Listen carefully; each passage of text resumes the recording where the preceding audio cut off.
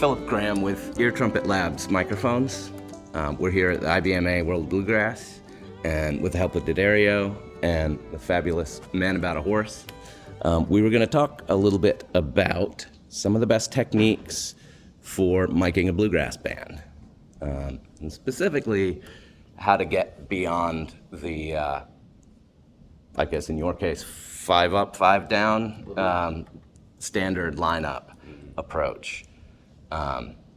We'll talk a little bit about that and the differences between the kinds of microphones that you kind of need for different approaches, and something about, with the help of the band, about how to best address the mic and how to practice and how to get used to doing a more dynamic performance style.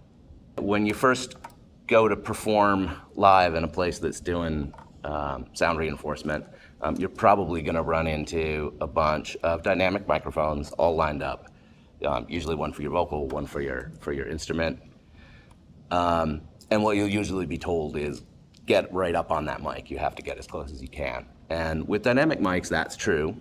One of the main differences between dynamics and condensers is that dynamics are really designed for very close use, and the tone really only sounds decent if you are very close on them. And as soon as you get a few inches away from the microphone, the tone is going to change drastically. So you really do have to perform sort of pinned in place to the microphone. So one of the advantages of using condenser mics and going to a single mic or fewer microphone setup is that it can really free up your performance, just both your individual ability to perform more naturally, and as a band to add a little more dynamic and dance to what you do. The other real advantages are that acoustically it is just going to sound more natural. It's going to sound more like your instrument and your band sounds in a room from somebody just sitting there right in front of you. A condenser mic is the kind of mic that's used in the studio. It has more detail. It will get the subtlety of your instrument much better. That said, there are some challenges, some real challenges to learning to work a single mic effectively as a band. As these guys well know, and they've been practicing at it for quite a while.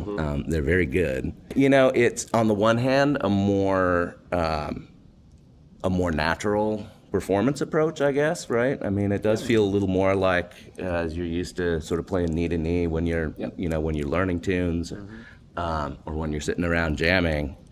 That part of it is great, but in reality, to get a decent amount of volume out front, you do have to be real conscious of the distance that you have to your single mic. And that can really take some practice when you've got 5 strapping lads and all their instruments and headstocks and fiddle bows. I was hoping, maybe you guys can talk a little bit about the process of figuring out how you address the one mic issue. Sure. And how you practice at it. Yeah, I think a lot of it is, knowing what the mic does and doesn't do. So, this one, if it has a little bit of a different cardioid shape pickup pattern and a little bit of a different range, you want to be within that. So, like one trick that we use for this sort of thing is if you have a standard 3-leg tripod mic stand and the legs go out to 60 degrees either side, and you have it set up like this, it's a pretty good visual representation of, you could be maybe about to over here and as far out as to over here. So if we leaned in and did like a 3-part harmony thing, then you'd be able to actually get everybody, as long as we're pretty much within that range. And still you got to get a little bit close. It's kind of fun because there's a natural element, but then there's also it encourages us to heighten our performative aspect. So it's not enough to just stand close to each other. There's also got to be a little bit of choreography. So let's say I'm singing lead, I'm going to have to lean in enough to make it obvious. I'd have to play into it enough to make it obvious. But that's ultimately going to be more helpful to our performance. I mean, it takes a little bit to get used to, but when you think about doing that sort of thing, it helps the audience, because the audience are listening visually too. They're like, okay, but who's doing what? I don't know the difference between a banjo sound and a mandolin sound. Okay, but he's playing because he just stepped all the way up to the microphone like that, and it just makes it all a little bit more fun and easier for us, because then we can also tell, I'm taking a solo, somebody else is going to be playing back up, and everything just gets a little bit more dynamic in the way that we play. Yeah, it's not just on or off. You sort of, as you move out of the pattern, you get quieter. And one of the things that was striking to us was when we were sort of learning how to do this, one of the techniques we did was we would wear headphones in real time as we were standing around the mic playing it, and it was really striking when you got right in the sweet spot of the mic. You could be fairly far back, and I think he was singing some harmony vocals, and it was like we had to realize he's gonna have to really back off to mix himself so that he's not overpowering everybody else, because he's right in the sweet spot of that mic. Yeah. And I think if you put headphones on, it really sort of opens up your eyes to what changes happen as you move around in the pattern on the microphone. So I definitely recommend people trying that if they're going to try to learn how to use a one mic. Absolutely. Mm-hmm. Yeah. I have to give credit to Michael Daves for that too, because I read an interview with him in a magazine, and he had made that suggestion. So that's where we got the idea. I gotta tip my hat to him for that. Yeah. Excellent. So in going about choosing the placement of the mic, it's a pretty simple choice. You're really just going, figuring out the right height placement. I usually suggest, initially just think about kind of drawing a line, kind of get everybody in basically as close as they would be for a uniform circle, and just sort of draw an imaginary line to every sound source and try and get it as placed as centrally as possible. And with a big band, that's probably the best thing. As you get into duets, you may find that it benefits shading it up or down, depending on the volume of individual instruments, and different singers' voices and things like that. Absolutely. I think that's a great starting point, to just find an equal distance from everything. Look at people's heights, the height of your mouth, the height of your instrument, the loud part of it.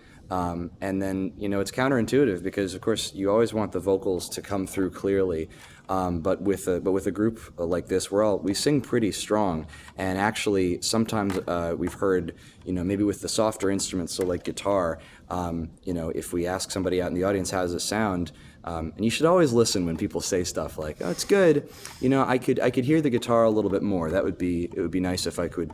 So there's not a lot the sound guy can do. We gotta do it with the microphone. So unless he's going to do the Johnny Cash thing and play it way up there, it actually helps us to lower it down a little bit lower than equidistant, because our voices are still going to come through. We're pretty strong singers. I find that people tend to place it higher than they should. We're part of it is just you're used to thinking of a mic right in front of your face. You're used to a mic for vocals. Right. And the other thing to really keep in mind, as you're aware, as you think about the pattern, as you had talked about, is that it's three-dimensional. I always just sort of think of it as a big balloon, like an airbag. Like, picture that as a steering wheel, and like the airbag has blown out here. And it's as generous vertically as it is horizontally. Yeah, that's key, because exactly what you said. Your instinct is like, oh, there's the capsule. I need to speak or sing directly into that, and that's not how these microphones work. You just have to be in that bubble. So you can talk over it, and it's fine. Or you can talk under it, and it's fine. It doesn't matter. I think a great example of that is when you do like a wedding gig or something, and you have your mic set up, and the MC or some maid of honor special guest wants to come up and just, right into it, and you just see it. You see it coming. You can't train everybody. Yeah, it's a good point as a performance technique. I have to remind myself sometimes, don't hunch over. The mic's going to be a little bit lower. You kind of want to sing over the top of it and make sure that you're looking out at the audience that's there to see you perform, and not have your sort of head down or even like hunching over, because that's not really a good look. and this is it's a nice looking mic, but you don't want it blocking your face, right? If it's at this height, people can still see you. So aesthetically that helps too. especially getting, 4-piece or more band in around the mic, you should probably have something else on the bass. A DI if you have it. We have a mic that mounts on the bass for it, but it's really going to make it a lot easier to do that choreography and get around the mic if you're not worried about trying to get the bass instrument in there. You lean in on the vocals, and that's, it's fine. You just have to poke his little head in over a couple of shoulders. But yeah, it's a lot easier if you're not trying to get the full bass sound into the mic. And you usually find that there is a bunch of the tone and the sound of the bass coming through here. So, it can be fine to use a DI just to add a little bit of punch and volume to that. Yeah, But, some of the string sound you will be getting. I'm trying to play like this. That's taking up a lot of real estate. Nope. And as I say, these guys have a lot of practice at doing the single mic. I know they've done some specific single mic band competitions, and I would love to see a whole demonstration if you could. Maybe showing some of the ways that we sort of take solos and work it as a band. All right, take it away, guys. Start from the first verse, I think. Go through a chorus and some solos. Once I was winning in fortune and fame, everything that I needed to get a start in life's game. Then suddenly it happened, I lost every dime, but I'm richer by far with a satisfied mind. How many times have you heard someone say, if I had his money, I could do things my way?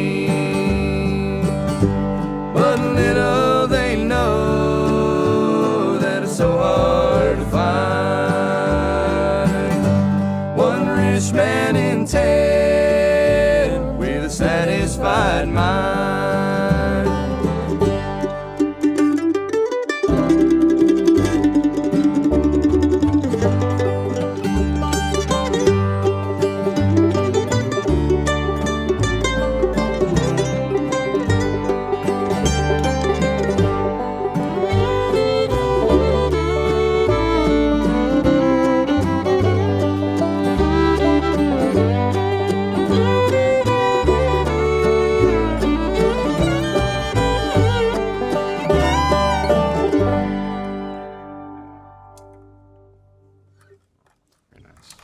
That was wonderful. Thank you. So before we move on to some slightly more elaborate setups that we can do, I want to talk just a little bit about ways to get the most volume out of a mic. I'm sure you guys find yourselves in a whole bunch of different acoustic situations, many of them not ideal, as is all too common for a lot of bands. What I usually find is that the biggest danger from feedback when you're doing this kind of distance miking is actually coming from reflections from behind you in the space. The rejection off the back of the mic is generally going to be pretty good, but that's the thing to be most aware of and most careful about. And you may or may not have a lot of control over that in any environment that you're in, but any chance that you have to soften the surface behind you, pull drapes, certainly if it's a big plate glass window, if you have a chance to pull drapes, do it. Some bands, will, even travel with a quilt or a drape or something like that they can hang up behind them in difficult situations. And you can often get some monitoring. I don't know how often you guys do, and you're really just looking for a little bit to give you a sense of your own balance and volume. But you shouldn't be afraid for at least trying to bring up a little monitoring. Again, that's probably not going to be directly the cause of feedback. No, it's not. It may bounce back if it's a really terrible room. that may be a little bit of an issue. But go ahead and try and get some monitoring when you're using it live. Yeah, I mean, one of the advantages of this setup, of course, is that we can hear ourselves Yeah. acoustically, That's a lot as of opposed to the 5-up we were talking about where it's coming out of the monitors. Yeah. And we have to rely on that to hear each other. Here, we're just hearing ourselves, which is, I mean, the way we prefer to play anyway. So, Yeah. Right. So you don't need as much monitoring. Yeah, it's a great starting point, I think, in good situations, and even some of the bad situations where the room is really loud and you're hearing a lot. Maybe the silver lining with that is that, you know, you learn to hear everything. I think you get used to hearing what the mains sound like, hearing what the room sounds like, and just using everything as your monitor. So even if you don't get a whole lot out of that, you know, the mains can be kind of comforting to have that kind of, you know, have that presence and hear what the audience is hearing. And in some rooms, it's really ideal. It's really just out of this world to get that you know, just a little bit of support. But it just sounds like we're playing, you know, just louder. Yeah. Well, that should be the ideal.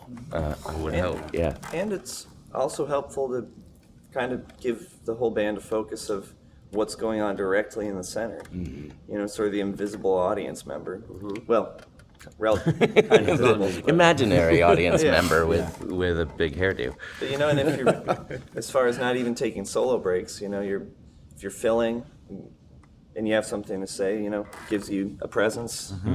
Or if you're just doing some backup stuff, but you're not really making a statement with it, you can Stay kind of back be in a the little. distance, and it gives a good focal point. You know, if you have your own monitor mix, and you know, an individual mic, that's all great, but sometimes it can be a little isolating, and Yeah. you kind of be in your own zone. Whereas this kind of helps with the group to stay focused in one space. So. Yeah. Yeah, I mean, and that as I was thinking about advantages and disadvantages between this style of playing. I mean, one of the real advantages is you're controlling the mix entirely. Yeah. You're not dependent on anybody else. I mean, Well, never mind. you have to have a good relationship with the sound engineer, and they have to know what they're doing with this kind of microphone. Yes. And if they don't, there are, I think, a few things that we've learned to maybe say. One is, okay, maybe we're not going to use it this time. But no, there are a lot of ways we can make it work. You know, you want to obviously not let the gain get too high. They're going to want to bring the gain up a whole lot. If you can do that, if you can ring out the room and remove some key frequencies, that's great. But if you can't, then just keep the gain low and accept that we might not be the loudest band that plays that night. But we are going to sound good. The other thing that just occurred to me in terms of controlling the mix is that, you know, when Bill Monroe put together this lineup of instruments, there's something about this lineup. There's, you know, and Dan mentioned, for example, the guitar is a little bit quieter. And when you play acoustically, that sort of mix just sort of happens because this is a quieter instrument. When you're maybe plugging in your guitar at a rock club to play bluegrass, the sound engineer who might not be as familiar with bluegrass might turn the guitar way up and have it overwhelming everything else in the band, which has happened to us before. And then when I hear back a recording of our show, I go, oh, you know, that's what we sounded like in the house. And so here it's sort of like, you know, this is acoustic music, and so it's great to represent it that way through a microphone like this. But we do find sometimes, I know you guys find, and with a lot of bands, that the single mic can be a challenge. And in certain rooms, I mean, you really may be having trouble getting enough straight volume out of it. And it's also, it's sort of one particular dance that you do. And although it's interesting, and sometimes it can help to add another mic or two I mean, there's a couple of different reasons that you can do that. One is if you really do need to sort of help boost the volume, particularly one or two instruments. It's fairly common to have a fill mic on the guitar. It can also help just to have it there as, you know, as an extra place to sort of step up for solos, or for, you know, a couple of the instruments, typically the guitar or mandolin. To be able to be in there and in the mix, you know, still adjusting your balance, but not having to crowd everything around the one microphone. So with that said, I think we're going to bring in a mic or two. Let's start at, as we talk about this, now we're into addressing a mic to an individual instrument. And there are some things, some pointers about the appropriate placement of a microphone on individual acoustic instruments that I thought we might talk about a little bit. Typically, if you're bringing in another mic, there's a bunch of different ones that you could use. I mean, Edwina is ours. It's a large diaphragm. Typically, you would tend to use pencil mics. Small diaphragm condensers are pretty common to see in this setup. The Edwina behaves a lot like one of those. And actually, for our other fill mic, we have a small diaphragm, but you'll see that the placement and the address of it is basically the same. When you're miking a single instrument, one of the things to keep in mind, as an ideal distance off an instrument, you really do want to give it some space. And again, part of the point of this, you were walking a balance here, because part of the point is to be able to close mic the instrument to get a little more volume out of it. But at the same time, the closer you get to an instrument, the less natural sounding it's going to be. You're hearing a smaller and smaller part of the resonating face of the instrument. There's a sort of general rule of thumb, which is to sort of get the most natural sound out of an instrument, you want a mic from as far away as the size of the resonating body. So, on a banjo, ideally your mic would be, about the size of the head. So, 11 inches, like that. On a guitar, ideally you would be, a good 16 inches off of it. That can be hard to do. That's probably about the distance that you're working when you're central micing. If I could maybe illustrate a little bit, guitar is maybe the trickiest and the one that people get wrong the most often, because people tend to go for the sound hole, and the sound hole is a weird resonating part of the instrument. You're getting very odd frequencies there. So typically, I start off right about where the neck and the body join. Yeah. That's kind of where you wanna do it, and with the microphone pointed down, angling towards the body of the instrument. But that's you really do want to stay at about that 12th fret, 14th fret position. On like mandolin and banjo, they're a little less sensitive to that, but usually kind of if you have a choice, I usually come in from just sort of behind the bridge and below it a little bit.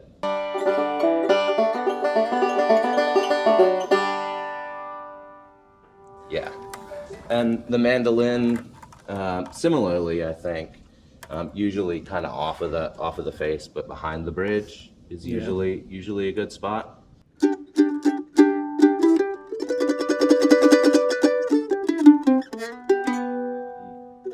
Fiddle is a bit of a different beast. If you are gonna have an individual mic on a fiddle, I don't know, you wanna come over here and we can illustrate this a little bit. I usually find that actually a little bit above, but pretty much in front, is a pretty good spot. Some people really like to come straight down on the top of the instrument, but I think for the most part, as an audience member, we're used to hearing it projecting out front, and I think it actually radiates a little more naturally. The sound seems a little more true. Right.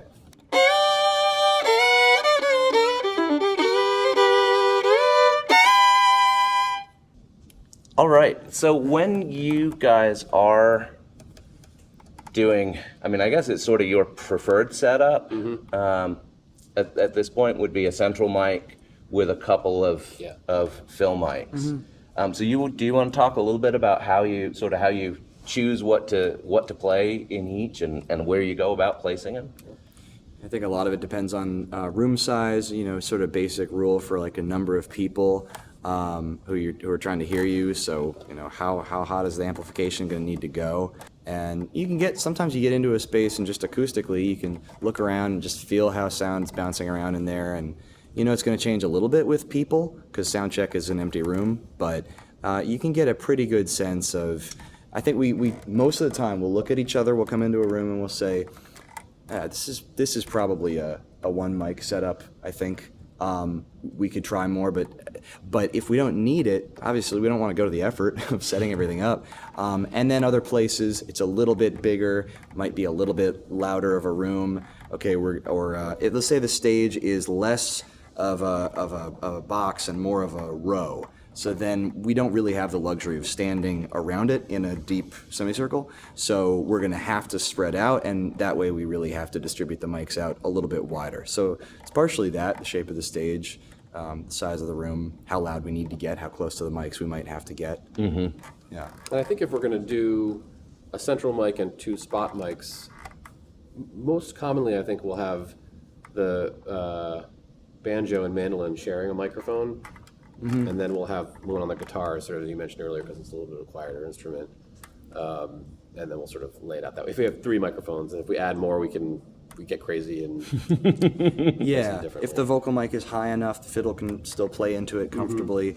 Mm-hmm. And it's nice to still share some of these mics, because it's not one microphone for everybody, but you still get some of that dynamic trading and playing together. And that's even when you have DIs, right? Like even if you're plugging in and using pickups, we'll still like to set up some of these microphones in the loudest rooms, because we still get that effect. We still get a little bit of boost over our pickup sound. So you're still getting a little bit of natural. It's not going to sound totally natural anymore because it's plugged in. But that's a large part of what we do is playing, to any room, to any setup. And it retains some of that realness, and we still get to play with each other and trade solos physically and look at each other. So how would you want to set up In the other spot. right now in here? With just the one, I think we'd put it off to the side enough so that there's room to get to it, and we could bring both in. I mean, I think probably with the ideal setup, we might end up needing both. But I mean, it's fine. Just use these 2 and check that out and see how it sounds. All right, 1, 2, 3.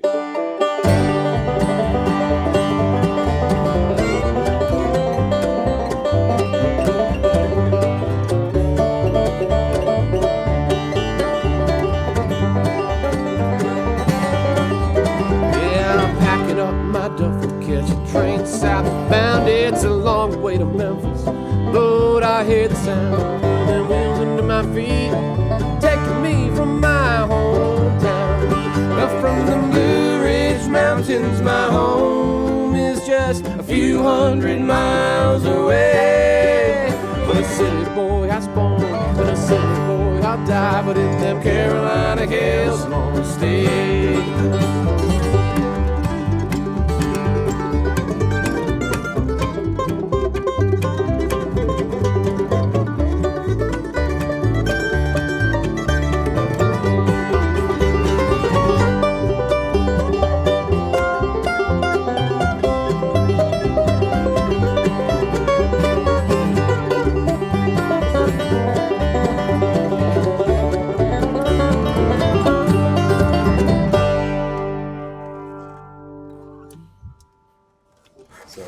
There's still choreography. It's just new choreography. Yeah.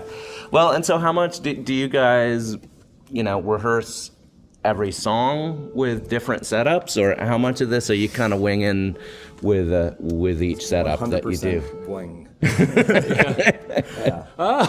Sort of. No, I mean, we definitely.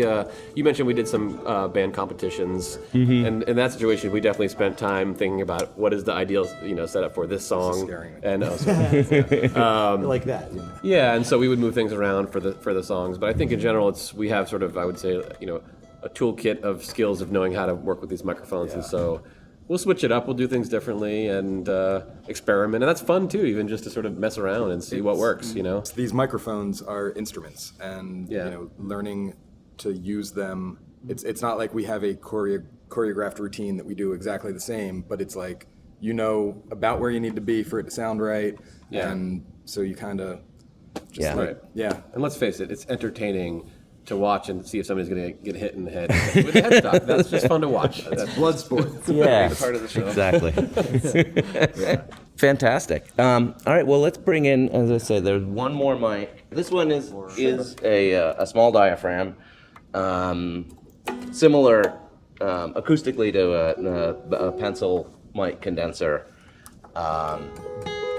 But the main difference is that in our design is side address instead of pencil address. But the same rules about placement would apply with this one.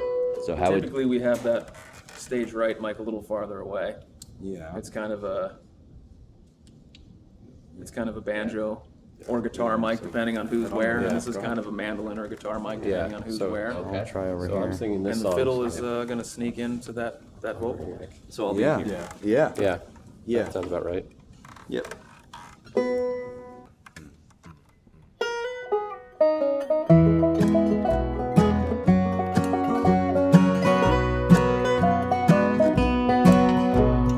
Sure, I don't sleep till the morning,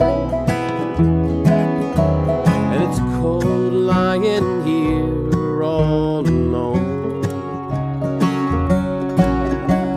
while you're in the arms of your lover.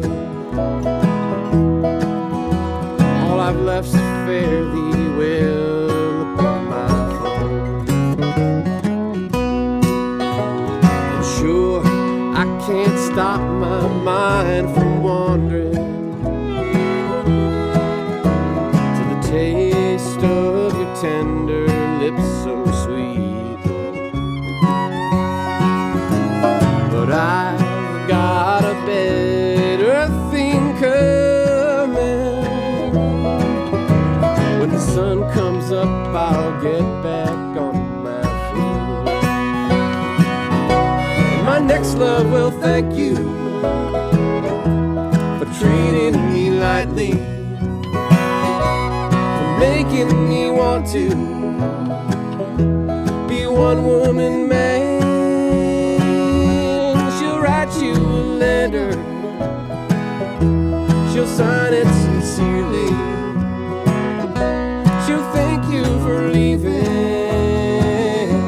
my love over.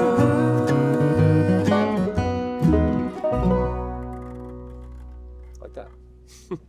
Man About a Horse? Thank you, guys. Thank you. This has been fun.